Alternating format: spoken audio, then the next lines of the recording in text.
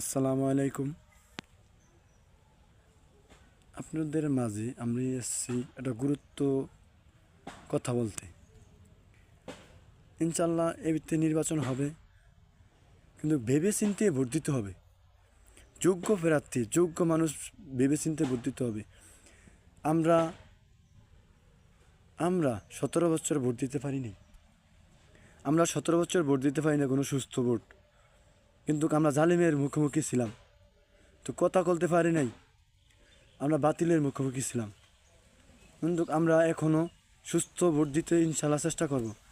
সবাইকে ইসলামের পথে ভোট দিতে হবে, ইসলাম সমর্থ করতে হবে। নে ইনসাফের প্রতীকে ভোট দিতে হবে।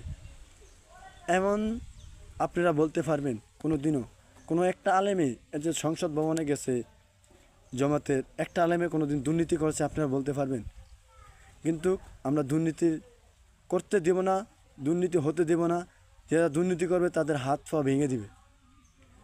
আপনারা সবসময় সত্যের পথে থাকবেন। সত্যের বিজয় ইনশাল্লাহ আল্লাহ পাক হয়। আল্লাহ পাক বলেছেন সত্যের বিজয় হবে, কিন্তু সত্যের বিজয় করতে গেলে কষ্ট হবে। কেউ দুর্নীতি করতে দিলে, দুর্নীতি করতে হলে ভোটের কেন্দ্রতে দেয়, কিন্তু তার হাত পা ভেঙে দিবেন। আপনাদের দ্বারা এটা অনুরোধ। আপনি এরকম আল্লাহ পাকের দ্বারা আপনার জবাব দিতে হবে। আপনি কি করেছেন ইসলামের জন্য, কতটুকু কি করেছেন? তাহলে এটা কিভাবে আপনি সন্দেহ, আপনি কিভাবে পার পাবেন?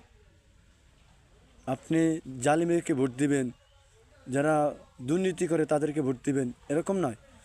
ইসলাম সমর্থ করে, আল্লাহ রাসূল সাল্লাল্লাহু আলাইহি সাল্লামের এটা ধর্ম। তুমি ন্যায় ইনসাফের প্রতীককে তুমি দাঁড়িপাল্লা দিয়ে ভোট দাও। ন্যায় ইনসাফের প্রতীককে তুমি বিজয় করো। আল্লাহ ন্যায় ইনসাফের প্রতীক আপনারা 5ই আগস্টের পরে দেখেছেন, কারা জুলুম করেছে, কারা অত্যাচারী করেছে, কারা মা বোনদেরকে লাঞ্ছিত করেছে। লাঞ্ছিত আমরা দেখতে চাই না। আমরা অবহেলার চাদরে মেয়েদেরকে ঢাকা আর দেখতে চাই না। যার অধিকার যেতটুকু চেয়ে সেতটুকু পাবে, এটা ইসলাম চায়, কিন্তু আপনারা চাইতেছেন না। তাহলে আমার যদি কোনো ভুল হয়ে থাকে আপনারা ক্ষমা করে দেবেন। তাহলে ন্যায় ইনসাফের প্রতীক এটাই তো। এটার কারণে কি টাকায় মানুষ বিক্রি হয়ে যায়? কেন টাকায় বিক্রি হয়ে যায়? যে মানুষ সে কোনো টাকায় বিক্রি হয় না, যে অমানুষ সে বিক্রি হয়ে যায়। তার কারণেই বলতে চাই, এরকম বিক্রি হয়ে যাবেন না যেন আপনি গরু ছাগল থেকে খারাপ হয়ে যান। আপনি ইনসাফের পক্ষে ভোট দেন।